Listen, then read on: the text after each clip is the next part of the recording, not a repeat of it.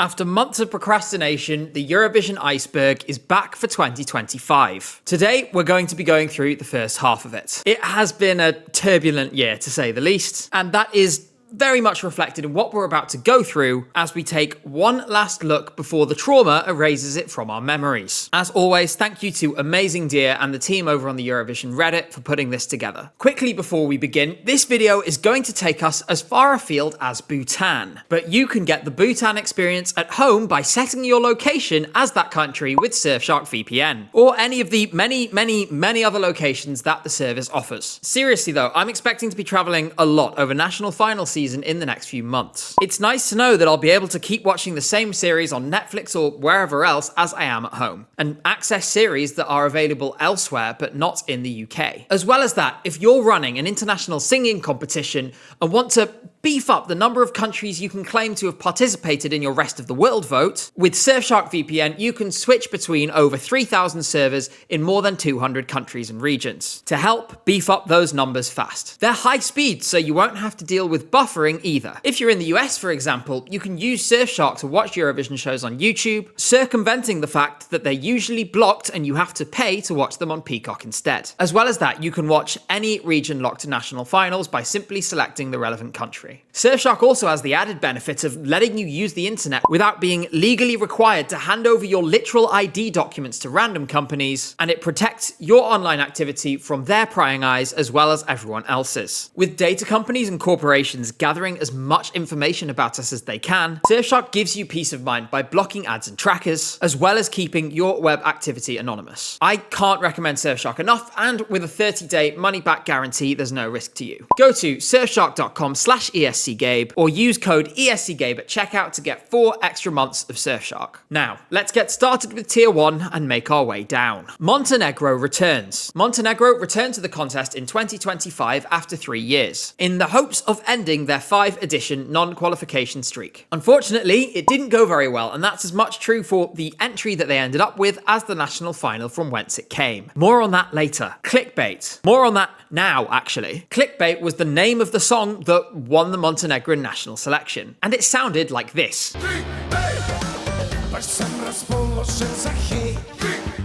Unfortunately, after it won, it was discovered that a version of the song had been performed long before the 1st of September 2024. For context, in order for a song to be eligible for Eurovision, it cannot have been performed publicly before September the 1st in the year before the contest takes place. After this emerged, the band that made the song, Neo Noen, voluntarily withdrew, despite the fact that plenty of others have gotten away with this kind of thing in the past, including Jamala, who literally won the entire contest. Instead, Nina Žižić, who finished second in the national final, went to the contest and finished dead last in her semi-final. Withdrawals and disqualifications. Something was clearly in the water in general in 2025 because we saw a huge number of withdrawals of various kinds from the contest and from national selections. Neo Noen, who we just discussed, are one of those, but in addition to them, there is more than 20 other examples, several of which have their own entries on this iceberg. That said, the withdrawals weren't just limited to artists, because one country did that too, and that was our next entry, Moldova. Moldova originally planned to enter Eurovision this year, but following the first round of their national selection, they chose to withdraw. The director of the TV channel there said, "This year's national selection highlighted certain challenges, including a decrease in public interest and the overall quality of the plays and artistic performances. This fact generated a negative perception among specialists and the public, underlining the need for a substantial reform in the selection process. We consulted music specialists and most of them expressed serious reservations about Moldova's participation this year, in exact agreement with the opinion of the jury that TRM selected for this edition." In other words, the quality of this selection was so bad that they bailed out to avoid embarrassing themselves. I actually made a full video about this selection's complete mess, so you may wish to go and watch that after you finish this one. Can't. This is the original title of the song Serving by Miriana Conte. That represented Malta at the contest this year. Cant means singing in Maltese, and the chorus of this song infamously went, "Do re mi fa so so serving cunt." Do re mi fa so so serving cunt. This, totally coincidentally I'm sure, sounded like something else. Unsurprisingly, the EBU did not like this, and they forced changes onto the song, allegedly after complaints were made by the British broadcaster, the BBC. This caused significant disquiet among fans at the time, and looking back, it definitely reduced the impact of the performance in May by taking away one of the biggest shock factors. On the flip side, with hindsight, I am really not sure there was anything else they could have done in this situation. New qualifiers announcement. This year brought a new way of announcing qualifiers from each semi-final. Instead of simply naming the qualifiers one by one, 3 countries would be highlighted on screen at a time, of which one would qualify and the other 2 would go back into the pool. This was mostly met with skepticism initially by fans who saw it as an unnecessary complication of what should be a simple process. This all changed when we saw its full potential, and this is the exact moment where every single person changed their mind completely. Lumo. Lumo is the mascot created for this year's Eurovision by an open competition run by the Swiss broadcaster. It is one of the most terrifying things I've ever seen in my life. That said, it was the very fact that he was so hated initially that made him eventually find a place in all of our hearts, as some kind of evil demon haunting the contest, if nothing else. Honestly, I wouldn't be mad if we kept him. He's always watching us, always following us, and we will never escape him. Israel Vote Campaign. The Israeli government, as we have documented at length here and as has been documented extensively across media outlets elsewhere, spent millions of euros once again in 2025 in advertising their entry, orders of magnitude more than what anyone else had the resources to spend. In addition to that, these adverts encourage people to vote 20 times, which is the maximum allowed within the competition's rules, or at least it was until last week when they changed it to 10. This went well beyond what is generally accepted as legitimate advertising at the contest and strayed into the territory of political manipulation. We now know that 5 countries are boycotting the contest next year, and several of them cited this manipulation as a key reason why. This is damaging the contest's legitimacy, it's inflating the Israeli televote, and the rule changes that have been made to prevent it don't go nearly far enough. Given that the EBU has decided there's nothing to see here and that Israel should remain in the competition, the 2026 contest will essentially function as a Kafkaesque experiment as to whether these half-baked changes can actually prevent Israel from obtaining the illegitimate victory that they so clearly crave. Beauty blender. There is no way I can describe this that does it justice, so here's the clip. I look like a beauty blender. Miriana Conte, along with several others including JJ, Kyle Alessandro and Sissal, who were present for this particular clip, did a series of Instagram lives in the run-up to the contest this year. In these, they talked about how things were going and just generally blew off some steam. This incident, understandably, led to that group being collectively referred to as the Beauty Blenders. Now it's time for Tier 2. Jojo Siwa for Poland. We're starting one of the earliest pieces of bizarre Eurovision 2025 rumours, and that was in the form of Jojo Siwa suggesting on TikTok that she wanted to represent Poland at the contest. This was because her family roots traced back to there. This, very obviously, didn't happen. Instead, Jojo Siwa spent her year going on Big Brother in the UK, breaking up with her girlfriend in order to be with Chris from Love Island, who she had met in the Big Brother house. Do you want me to rap anyone? Lift the mood a bit? No, we don't. Maybe we'll see her next year. Probably not. Joost Klein 2025. This was a rumour with slightly more legs. In fact, it wasn't a rumour at all. Following Joost Klein's disqualification, there was serious internal discussions at the Dutch broadcaster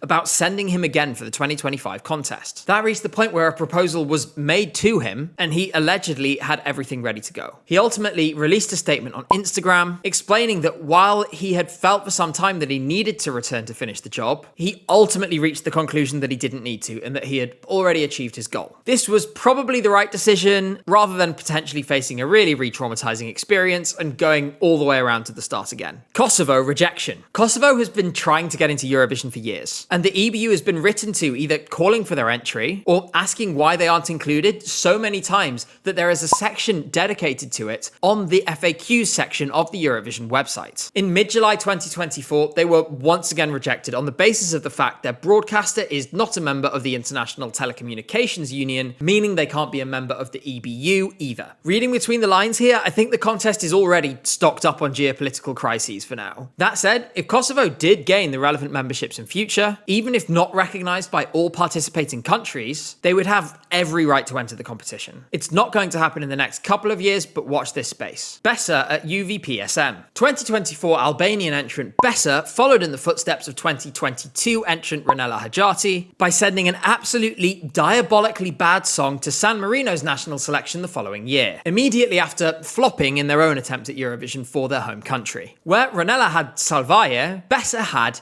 Tiki.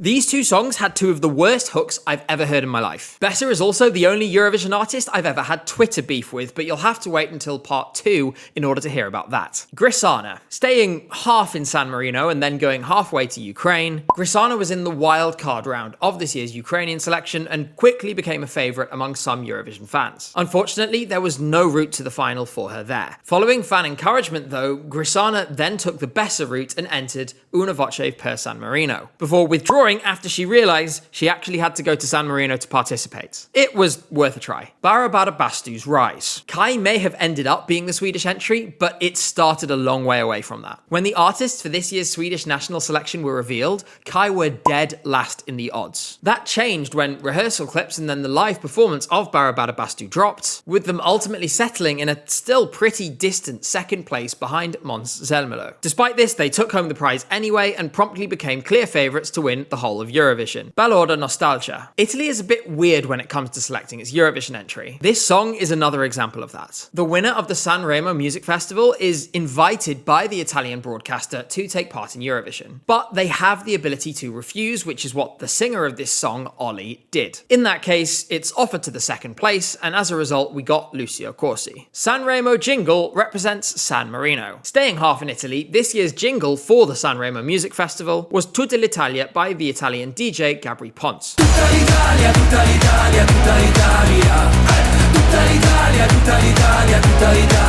This was so popular among the public that the San Marinese broadcaster, sensing the atmosphere, managed to get it entered into their national selection, where it promptly won and went to Eurovision. This turned out to be a masterstroke as San Marino made it to the final on the basis of securing a maximum 12 points from Italy. Without that, they wouldn't have made it through. Instead, it would have been Theo Evan.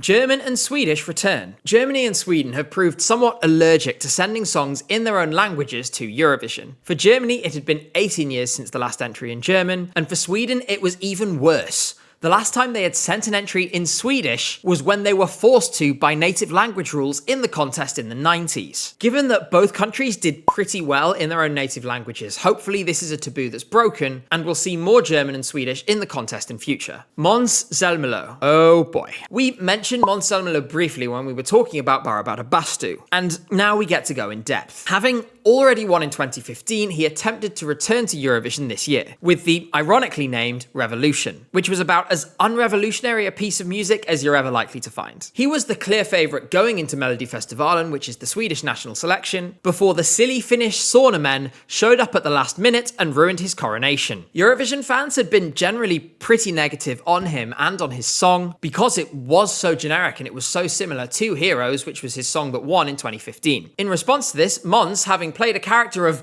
"I'm just enjoying myself, I just love this competition, that's why I'm back," delivered a PR masterclass responding to his loss with a series of salty interviews in the arena before delivering an absolute all-timer on Instagram. "Dear bigoted haters, that I am disappointed in the result is only a sign of health. Have you ever seen an athlete come in second and say they're thrilled? I wanted to win. It has to be okay, right? It's a competition. I am genuinely super happy for Kai, and we have had so much fun together on this trip.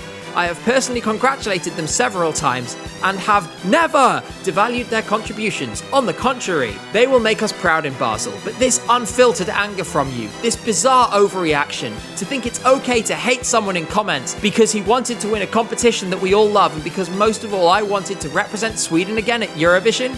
How can this be wrong? Isn't that why we're here? How does that make me an asshole? That I cried when all the pressure released? Not just the one I experienced in the competition.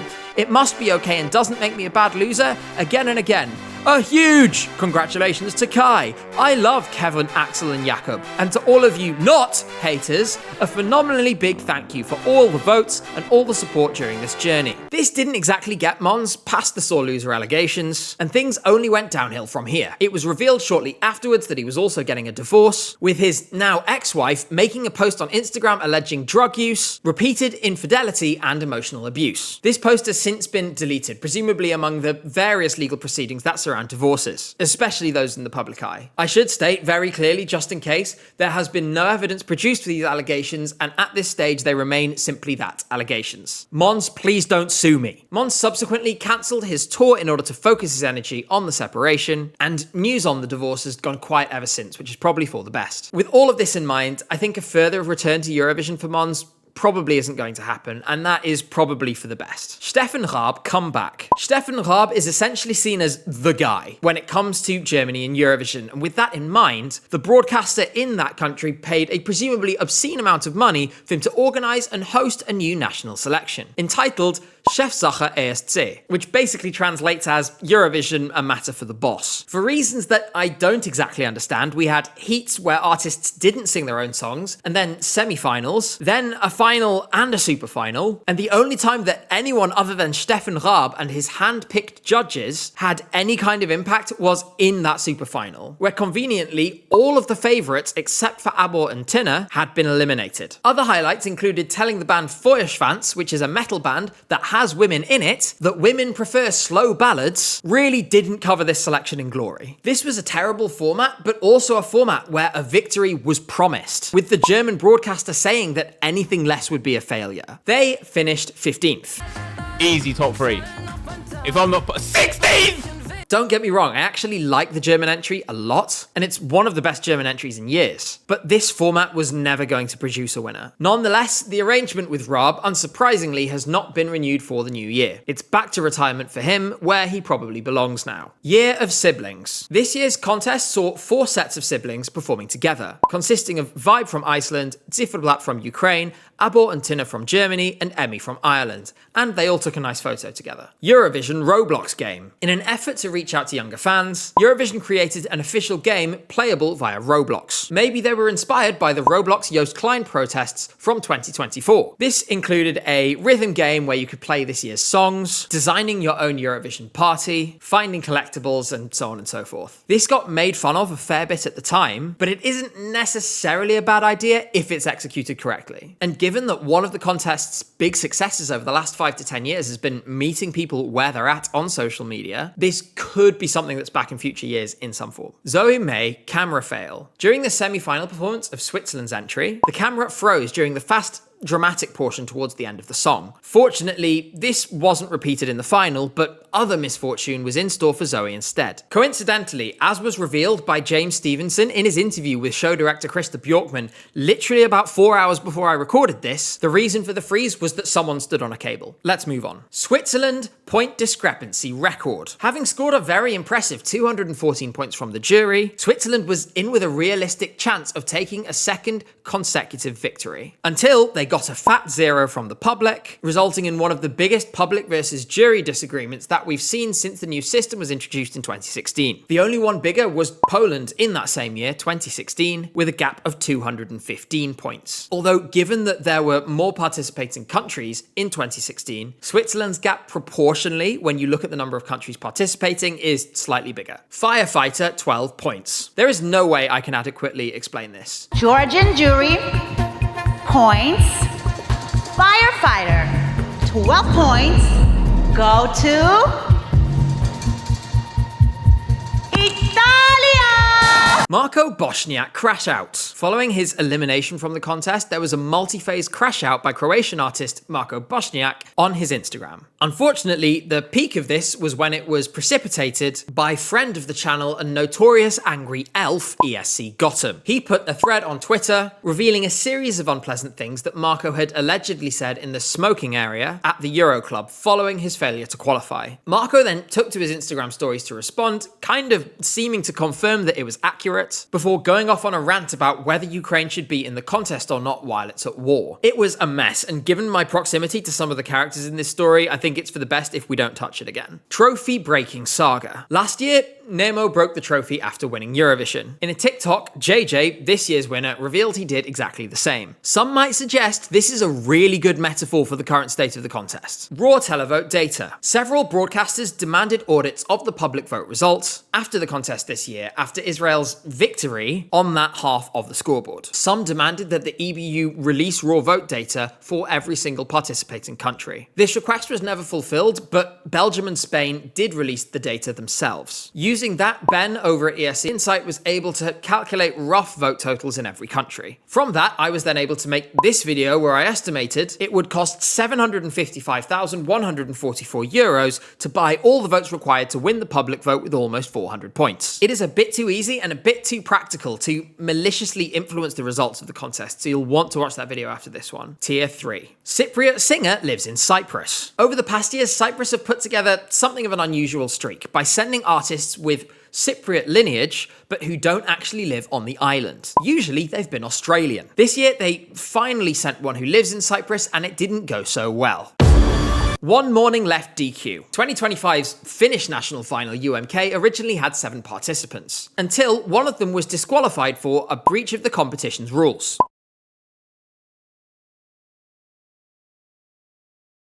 This was understandably pretty devastating for the band, who totally dissolved after this news came out. MS Killer. MS Killer is an Italian artist who was meant to be in Sanremo this year. However, he had to withdraw after he was implicated in an investigation into the mafia in Milan, and their links to groups of football hooligans. He was also banned from football stadiums for 3 years. For his part, MS insists he only maintained friendships and legitimate businesses with the people involved. I'm sure that's true. Can privatization. Just like every year, there was an argument in the Israeli parliament about privatizing their broadcaster Can, which would make them ineligible to participate in Eurovision. Just like every year, it didn't happen. This loop will continue, and it'll probably be on every Iceberg for the rest of the time I'm doing this. Feder's Tony Effie Achille Lauro drama. This is an extremely complicated and bizarre Italian drama from Sanremo this year. I will try to explain it in brief. Fedez is an Italian music artist who was previously married to the Italian influencer Chiara Ferragni. They have 2 children together, but their relationship disintegrated over the past year. Meanwhile, also this year, Fedez made a diss track on fellow Sanremo participant Tony Effie, who then responded with a diss of his own titled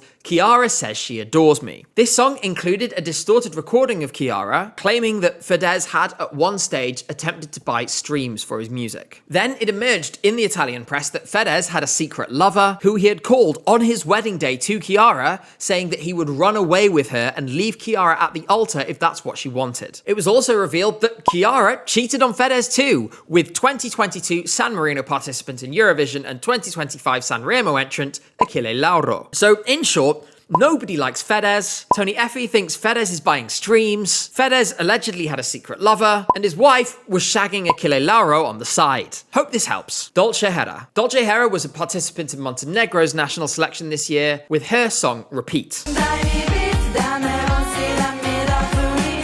She appeared on stage dressed in a potato sack and delivered one of the most iconic performances of national final season. By the time this video is released, she will have participated in 2025's Montesong as well, this time with her song Casanova 91. Teslenko. Teslenko is a Ukrainian artist who was originally selected to be in the wildcard round for the national selection there. At that stage though, he withdrew and he entered his song into the Sammarinese national selection instead, where he finished 3rd just behind some random Italian band and the Sanremo theme song. Erika Vickman censorship claim. This isn't a claim, this is fact. The EBU is an organisation known for its excellent grasp of the public mood, and it displayed that to the maximum here by insisting that Erika Vickman show not 1mm of her butt cheek during her performance of her song Ich Komme. What made this really bizarre is that there has been plenty of cheek on show at Eurovision for very many years, and it was only this year that suddenly it was a problem. Erika's performance wasn't even that risque, especially to people who don't understand the lyrics. This really was an incredibly stupid decision. Mariam Shengelia government connections. Georgian entrant Mariam Shengelia faced criticism after her selection on the basis of her alleged ties to the ruling Georgian Dream Party, whose most recent return to power came from elections whose legitimacy was contested and that sparked still ongoing mass protests. They also don't support Georgia's accession to the EU and instead favour closer ties to Russia. Her song, being a vague set of platitudes about how wonderful it is to be free,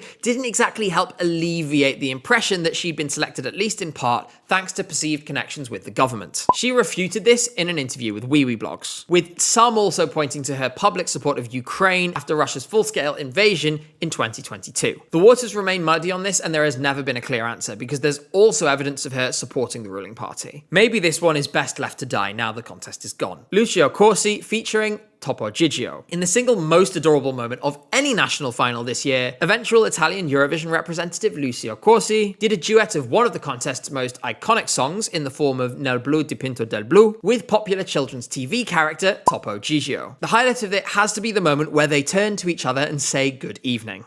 Benito. Buonasera, Topo Gigio. Buonasera, Lucio. This was completely adorable. Topo Gigio later appeared at the contest as the Italian spokesmouse for their points. This was one of the most and one of the only wholesome stories of Eurovision 2025. Sissal and Adonis. Danish representative Sissal and Czech representative Adonis struck up a friendship during Eurovision season, eventually culminating in them doing a couple questions trend posted on Eurovision's official feed. They are not a couple, no matter how much Sissal wishes they were. Zoe May televote foreshadowing. Zoe May gave out a tiny clue for her staging at Eurovision by posting the song Dizzy by Ollie Alexander on her Instagram story. This was presumably in reference to them either having the same director, which they did, or the fact that they also made interesting use of camera angles. Unfortunately, they ended up sharing another fate, which was getting 0 from the public. Live music in Italy's entry. Italy managed to skirt around the rule that forbids you from playing instruments live on stage at Eurovision. They did this by having Lucio Corsi play a harmonica, presumably under the argument that since the harmonica is played using your voice, it meant that Lucio was technically singing. The thing is, surely you could apply the same argument to like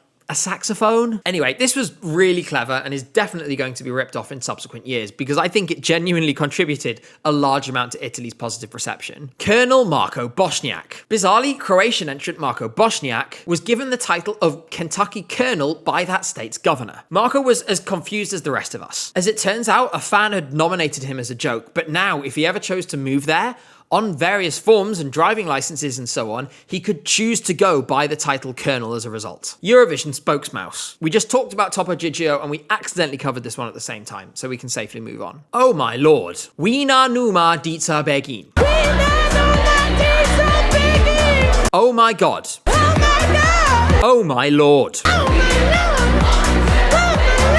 Espresso Macchiato backlash in Italy. Tommy Cash's song for Estonia, Espresso Macchiato, was received poorly in some quarters in Italy, partially due to it being perceived as mocking in tone, and partially due to the line, "That's why I'm sweating like a mafioso." Considered to be insensitive, especially in areas where the mafia has historically been very active. Italians ended up giving this 7 in the public vote and 10 from the jury. So clearly they can't have been that angry. Apparently you do also often hear this song on the radio there. So it really was just a small section of loud voices causing this. Celine Dion's private jet. Dutch news outlet RTL Boulevard reported that Celine Dion's private jet had landed at Basel Airport the day before the final of the contest. This suggested that she might well be a surprise interval act on the night of the show. Unfortunately, her health prevented her from doing just that. But a video message was shown during one of the semi-finals. Fenkster. Eurovision Reddit regular and ESC Gabe viewer Fenkster was among the participants in this year's Croatian national selection with his song Extra, and he's made it back into the selection again this year. He's probably watching this, so Fenkster, best of luck for 2026. The song last year was pretty good, and I have high hopes for this one too. Hopefully, everything will go well. Abor TikTok and Reddit posts. After the contest concluded, a series of Reddit and TikTok posts emerged allegedly by Abor, one half of Germany's entrant Abor and Tina. The posts were a series of typical Reddit edgelord type comments, ranging from being anti-LGBT pride, claiming that the EU is a communist organization, and supporting authoritarian Hungarian Prime Minister Viktor Orban. Abor, for some reason, initially denied that the posts were from him, despite it being very, very clear it was his account, before later confessing and posting an apology on Instagram. Now it's time for Tier 4. Tanning Cream Giveaway. During the Irish national final, everyone in the audience was given a complimentary gift bag of tanning products from the company Bellamianta. I was in that audience. I actually still have a few bits of this set, but I'm sadly not sure what happened to the exfoliating ham. Roa plagiarism accusations. After Vibe won the Icelandic national selection, claims were made that the song sounded similar to an Israeli pop song called Hatunat Hashanah. This was released several years ago.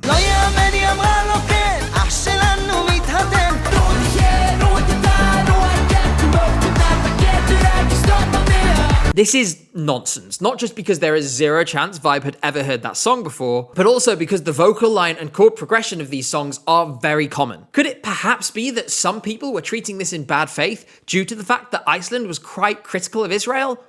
One wonders. Klemen Blackface. Slovenian artist Klemen did a cover of every Eurovision winner since 2000, including the 2001 winner, Everybody by Dave Benton and Tanel Padar. Since he also dressed as each of the winning artists, Dave Benton was included in in this, and Clement darkened his skin with makeup in order to do it. This is known as blackface, and it's widely considered to be offensive. After the backlash, Clement released a statement in response and blurred the section of the video in question. He then travelled to Estonia to meet with Dave Benton himself, and during this they performed Clement's 2025 song together, and Dave revealed that he almost died several years ago. He previously also clarified that he thought Clement had good intentions and that he personally wasn't offended by it. Melfest artist crash outs. After Kai won Melody Festival and the Swedish national final, we of course had the Måns crash out, but there was also a considerable amount of salt from John Lundvik and Eric Segerstedt, which was hilarious considering both of them brought songs that were absolute nothing burgers. Supernova three-way tie. The Latvian national selection was an extremely close affair this year. 3 songs tied on first place with 18 points, and a fourth one finished just behind with 17. Of those 3 tied at the top, Tau Tomatoes had done the best with the public, so they won the ticket to Eurovision. Emily de Forest European Tour. Emily de Forest had a bit of a bizarre Eurovision comeback this year, showing up as a juror at the Montenegrin national selection,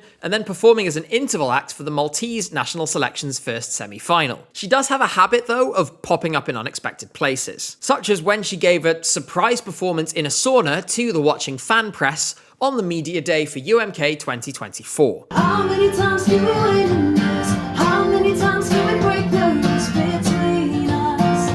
Only teardrops. Luxembourg proposal. Of all the places in the world, one fan decided that where they really wanted to propose to their girlfriend was at the Luxembourgish national selection.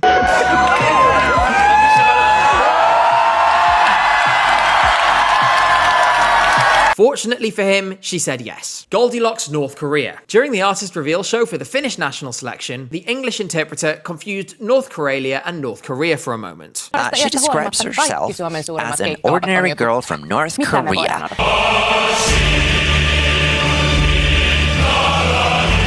Marta Donna rigging accusations. Marta Donna has been part of the management for 4 of the last 5 winners of the Sanremo Music Festival. Consequently, some have basically accused her of somehow having an influence or rigging the festival. This spiraled into ultimately becoming an analysis piece in Marie Claire's Italian subsidiary, suggesting that the real issue people had was that she was simply a successful woman. Contestant added in the Polish national final. After the Polish national selection's participants were announced, an 11th participation in the form of Teo was subsequently added. According to the Polish media, he was originally in the final lineup before some issues arose with his citizenship status. Although he has Polish roots, he's lived and worked in Norway for most of his life. Fortunately, just in time, he did obtain Polish citizenship, giving him the green light to return to the selection. Adonis Malta reveal. Much like Emily de Forest, the Czech representative Adonis appeared during one of the semi-finals of the Maltese selection. He played an acoustic version of his eventual Eurovision entry, Kiss Kiss Goodbye. This was the first time it had ever been performed, and Czechia shot up in the betting odds after he was finished. Sadly, it didn't quite work out in the end. Witcher Tara Horo sample. Justyna Styczkowska's song Gaia eventually became the Polish entrant for the contest in 2025, but she had also attempted to represent the country in 2024. That didn't quite work out, with Justyna finishing second in the internal selection that year, but the song kind of made it to Eurovision entry when she included a kind of quote of it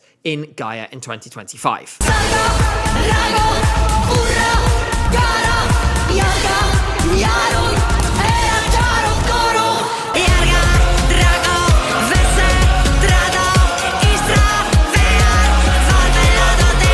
Bed. Bed is a song from the Sammarinese national selection this year. It's a disaster with one of the most hilariously bad hooks I have ever heard. Oh yeah, I feel bad, but I'm good. I feel sad.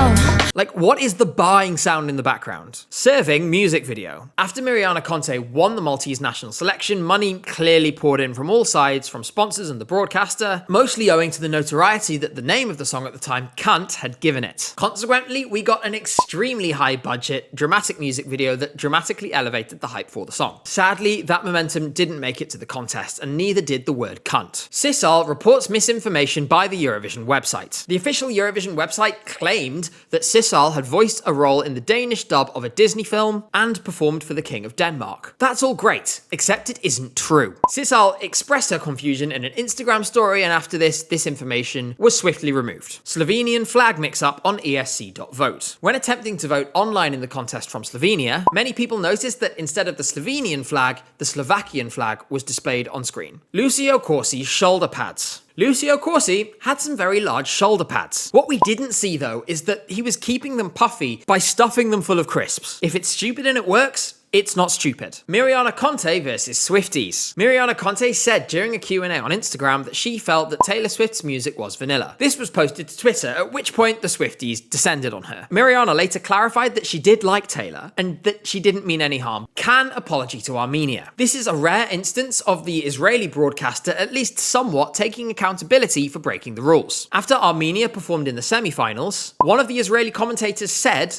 "I can't believe we gave a whole quarter of Jerusalem to these guys." For those of you who aren't aware, there is an Armenian Christian quarter in the city of Jerusalem. The Director General of Cannes wrote to his Armenian counterpart to apologize for this, though it was the most non-apology apology letter I have ever read. Luckily, this was an isolated incident, and the Israeli commentators have never said anything offensive about anyone else, right? מלחמה שלהם כבר פחות מסירה את העולם, אז מה שקרה צריכים לשלוח שירים טובים. עקיבא צריך לקבל את זה. יש גם תומכי חמאס שיודעים לשיר, מה לעשות? מה לעשות? נמו צריך להגיד לא חובב ישראל גדול, היא הייתה שותפה לעצומה נגד ישראל, סתם, שתכירו, שתדעו. אתם תעשו עם המידע הזה מה שאתן חושבות. תפי בני ובנות עמלק. רגע, לא אוהדי ישראל, נגיד את זה ככה. הולכים בני להיות בגמר. עמלק. תגיד, איזה סטריאוטיפ אתה חושב שהאירים מעדיפים? שהם סטניסטים פלואידים מינית, או כמו פעם פשוט שיכורים אלימים? אגב, היא חטפה פה חתיכת קלקול קיבה במסעדת פירות ים. אתה יודע איך אומר חיים נחמן ביאליק? מי שמתעסק מתרסק. Baby Lasagna and Karia kiss. After Karia and Baby Lasagna finished performing their song Eurodub on stage together, one of the hosts of the show pushed them together and made kissing noises. That's all there really is to it, as long as you don't look on AO3. Bhutanese national selection. Bhutan is a tiny nation of about 750,000 people in Central Asia, but that didn't stop them from accidentally causing chaos in the Eurovision community at the end of May this year. That was when they suddenly started broadcasting Druk Dra, a national selection show for an unannounced Eurovision Asia competition that, according to the Bhutanese broadcaster, would have 18 participants and be hosted in Mumbai. Later, when the actual show aired, they then claimed it would be in Bangkok. Sadly, those Bhutanese dreams of Eurovision have been shot down for now. The director of the contest, Martin Green, confirmed that Eurovision Asia plans were still under development, and no contest had been scheduled just yet. Subsequently, the final of Druk Dra was cancelled, and there's been no news ever since. Eurovision Asia would be a really good idea, though, so I hope it comes to fruition. If nothing else, just to go to the Mongolian national final and listen to loads of throat singing. Tier 5. Miriana Conte car crash. Immediately after winning the Maltese national selection, Miriana Conte was unfortunately involved in a car crash. She managed to spin it into a positive thing for her image though, after a video of her lying on a stretcher was posted to her Instagram story with her saying, "Diva down." Diva down. This was then referenced in her final performance at Eurovision as well. Benidorm scoreboard spoils results. During the televote results for Benidorm Fest this year, the scoreboard had some kind of glitch. After the first televote points were revealed, Melody mysteriously moved to the top of the scoreboard, despite the fact she didn't have the most points at that stage. She eventually went on to win. I honestly did not notice this when I was watching the show at the time, but it figures for a show that has been more than a little chaotic in the last couple of years. Aiko and Kat Benidorm entry. Aiko, who represented Czechia at Eurovision 2024, and Kat, who was the drummer for Megara, who represented San Marino at that same edition, subsequently, because of Eurovision, ended up dating each other and have been in a relationship ever since. They attempted to enter Benidorm Fest together this year, but were unfortunately unsuccessful. BTW. This refers to a song in the San Marinese selection that doesn't have any lyrics and is performed live on a piano, making it doubly ineligible for Eurovision. Here's what it sounds like.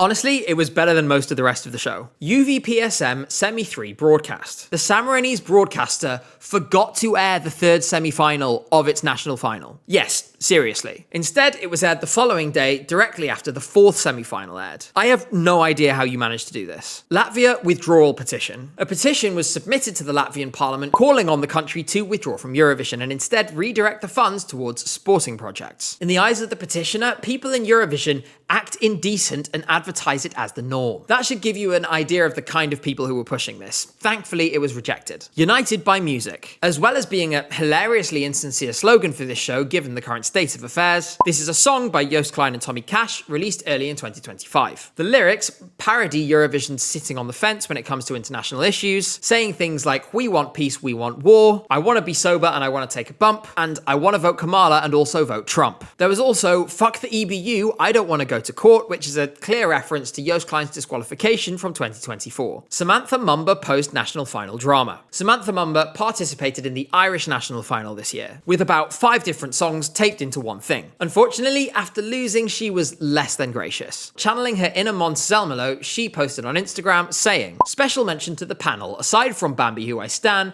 who not only didn't have the credentials, experience, or professionalism required, and were unnecessarily rude and vile to all the finalists. My parting gift to them is a bag of dicks to slowly choke on. Would have said this in person, but they all left the green room before I had the opportunity to, unsurprisingly." Tudor Bumbak. Tudor Bumbak has a place in every Eurovision fan's hearts, thanks to his repeated attempts to represent Moldova and enter into their national selection. Sadly, he will not be in the show in 2026, though. I am going to Moldova, though, to watch that national final, so I'll try and find him and interview him while I'm there if I can. Damiano David doesn't speak Italian. Damiano David posted on Facebook to thank fans in Italy for helping his song, Born with a Broken Heart, get to #1 on the airplay charts there, except he did so in English. This led to the joke that he no longer speaks Italian, and during the Italian national final, the hosts joked that they'd need an interpreter to speak to him. Noah and Mira Awad at Sanremo. Noah and Mira Awad represented Israel all the way back at Eurovision 2009, with their song There Must Be Another Way. This song was sung in Arabic and in Hebrew, and the idea was to promote peace and understanding between Palestinians and Israelis. It says a lot about how much has changed politically that this kind of song representing Israel now feels totally inconceivable. They were invited to the Sanremo Music Festival this year in Italy to sing Imagine by John Lennon. Unfortunately, while it was sincere in intent, this gesture was received rather differently by the Eurovision community, who mostly just quoted a certain tweet of mine from 2024. Vibe Brainrot Channel. Icelandic artists Vibe created a YouTube channel during their Eurovision journey, and they started up a Minecraft Let's Play series of which I was one of the guests. They are still making videos now, and they've started a podcast, so you should go and subscribe to them. Ines Hernand Ankle Monitor. During the reveal of the Benidorm Fest artist this year, presenter Ines Hernand was seen wearing an ankle monitor. My understanding is that this was a joke, but I'm not entirely sure. Instagram group chat drama. In what is a contender for the stupidest drama of the entire year, the slop-filled toilet of Eurovision fan media that is Eurovision Fun claimed that Israel's artist Yuval Raphael had been excluded from the group chat that contained all the other participants for this year. This was then picked up by right-wing grifters on Twitter and resulted in a huge amount of abuse being directed towards the group chat's creator, Sissal from Denmark. She had to take to her story and publicly refute that this had happened, because it was complete nonsense, and there was less than half of all of the entrants from that year in that group chat. Significantly larger sausage. At Melodifestivalen, Kai had a sausage. At Eurovision, they had a significantly larger sausage. The curse of the Sanremo stairs. People kept falling down the stairs at Sanremo this year. First it was Francesca Michelin, and then afterwards one of the members of the band Moda did the same. Given everything else that happened, I'm surprised that we didn't see one of Achille Lauro, Chiara Ferragni, or Tony Effie push Fidesz down them as well. Endrik Beiber qualification. Endrik Beiber was announced as one of the artists who had qualified from the semi-final of the Albanian national selection, only for it later to be revealed that there was an error and he hadn't actually made it. Oops. Svada and Nitschos language criticism. The participation of Svada and Nitschos in the Polish national selection caused a lot of controversy and discussion due to their use of the Podlasian language. Some argue that this language doesn't exist due to its similarity with Ukrainian and Belarusian. Despite all the noise, they came second in the selection and they were the favourite of many Eurovision fans. Big boobies-ish comma. Sissal had very specific instructions for the Finnish commentators about how they should introduce her in her performance. Big boobs are coming now. Yep. Ja lisäksi vielä big boobies come. Zyrm album cover. The cover art for Zyrm by Shkodra Elektronika, which was the Albanian entrant this year, was actually the outline of the old building of the Shkodra mental hospital. This was constructed during the communist period but has since been disused. Prince cleaning the stage. The Eurovision stage gets used a lot and as a result it's going to get dirty over time. Thankfully, Serbian artist Prince took matters into his own hands and decided to clean it for us.